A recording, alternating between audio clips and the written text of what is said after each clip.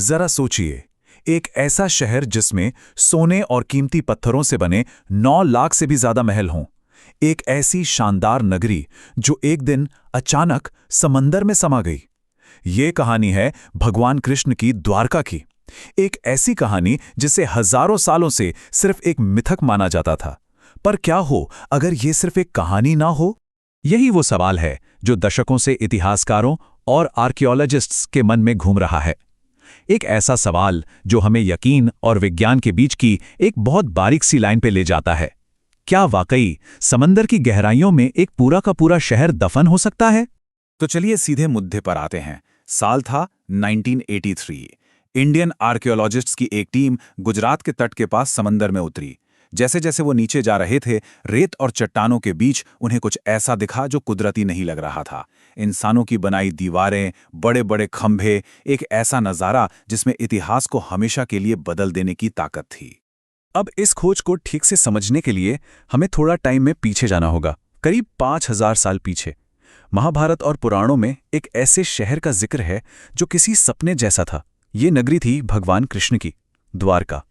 हमारे पुराने ग्रंथ एक ऐसी तस्वीर दिखाते हैं जिस पर यकीन करना मुश्किल हो जाता है। कहा जाता है कि द्वारका में 9 लाख से भी ज्यादा आलीशान महल थे, और ये सिर्फ इमारतें नहीं थी, बल्कि चंद्रकांत मणि, हीरे और सोने से बनी थी, जिनकी चमक आसमान तक को रोशन कर देती थी। मतलब द्वारका अपने जमाने से कहीं कहीं आगे थी। भगवान कृष्ण के कहने पर समुद्रदेव ने 12 योजन जमीन दी, यानी करीब करीब 150 स्क्वायर किलोमीटर्स। और फिर देवताओं के आर्किटेक्ट विश्वकर्मा ने इस शहर को डिजाइन किया। इसकी सड़कें एकदम सीधी बंदरगाह तक जाती थीं। पानी की सप्लाई का ऐसा एडवांस सिस्टम था जो उस युग में सोचा भी नहीं जा सकता था। ये सिर्फ एक शहर नहीं, बल्कि एक पूरी तरह से आत्मनिर्भर और खुशहाल सभ्यता थी। लेकिन देखिए, हर कहानी का एक दूसरा पहलू भी होता है। द्वारका की इस सुनहरी कहानी पर 2 बहुत बड़े श्रापों का साया पड़ने वाला था, जिसकी किसी ने कल्पना भी नहीं की थी। तो कहानी शुरू होती है महाभारत युद्ध के बाद। अपने 100 बेटों की लाशें देखकर गांधारी का गुस्सा श्री कृष्ण पर फूट पड़ा। उनका मानना था कि अगर कृष्ण चाहते तो यह महाविनाश टल सकता था। और बस उनके उसी गुस्से से निकला ये श्राप यदुवंश के विनाश की पहली वजह बन गया। पर बात यहीं खत्म नहीं हुई। एक और श्राप था जो यदुवंश के इंतजार में बैठा था। हुआ ये कि कृष्ण के बेटे साम ने कुछ दोस्तों के साथ मिलकर ऋषियों का मजाक उड़ाया और उनका अपमान किया। और बस क्रोधित मुनियों ने ये दूसरा श्राप दे दिया, जिसने यदुवंश की किस्मत पर आखिरी कील ठोक दी। और फिर वो हुआ जिसका डर था। एक एक करके सारी भविष्यवाणियां एक भयानक चेन रिएक्शन में सच होने लगीं। पहले श्राप के मुताबिक एक लोहे के मूसल का जन्म हुआ। उसे पीसकर समंदर में फेंक तो दिया गया, लेकिन उसका एक टुकड़ा एक शिकारी के तीर की नोक बनकर वापस आ गया। फिर यादवों ने नशे और घमंड में चूर होकर एक दूसरे को ही मार डाला, और आखिर में उसी तीर से शिकारी जरा ने गलती से कृष्ण के पैर में निशाना लगा दिया, जिसके बाद उन्होंने इस दुनिया को छोड़ दिया। और कहते हैं कि उनके जाते ही पूरी की पूरी द्वारका नगरी समंदर में समा गई। सदियों तक ये कहानी बस किताबों में, कथाओं में जिंदा रही। लेकिन फिर 20वीं सदी में एक आर्कियोलॉजिस्ट आए, डॉक्टर SR राव, जिन्होंने ठान लिया कि वो इस मिथक को सच साबित करके रहेंगे। तो चलिए अब डॉक्टर राव के इस कमाल के मिशन पर चलते हैं। देखिए, ये कोई 1-2 दिन का काम नहीं था, इसमें दशकों की मेहनत लगी थी। 1963 में जमीन पर खुदाई से एक छोटी सी शुरुआत हुई। फिर 1979 में बनी भारत की पहली मरीन आर्कियोलॉजी यूनिट। 1983 में पानी के नीचे वो पहली बड़ी खोज हुई जिसने सबको चौंका दिया। और फिर एक के बाद एक अभियान चलते रहे, जब तक कि 2001 में हाईटेक सोनार टेक्नोलॉजी ने इस खोज को एक बिल्कुल नई दिशा नहीं दे दी।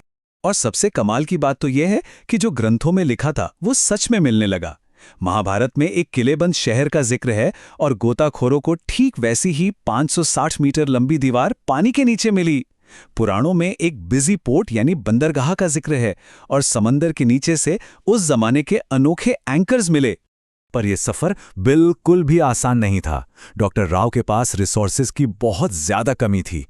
यकीन नहीं होगा, फंडिंग इतनी कम थी कि उन्होंने अपना पहला अभियान सिर्फ 800 रुपए के बजट से शुरू किया था, जो उन्होंने छोटे छोटे फंड्स जोड़कर जमा किए थे। ये उनकी जिद और लगन का सबसे बड़ा सबूत है। तो 1990 आते आते राव की टीम ये तो साबित कर चुकी थी कि द्वारका सच में थी। पर अब बारी थी पक्के साइंटिफिक सबूतों की, ताकि पूरी दुनिया इस सच को मान सके। और फिर वो सबूत मिला जिसने सबको, मतलब वैज्ञानिकों तक को हैरान कर दिया। कार्बन डेटिंग के जो रिजल्ट्स आए वो चौंकाने वाले थे।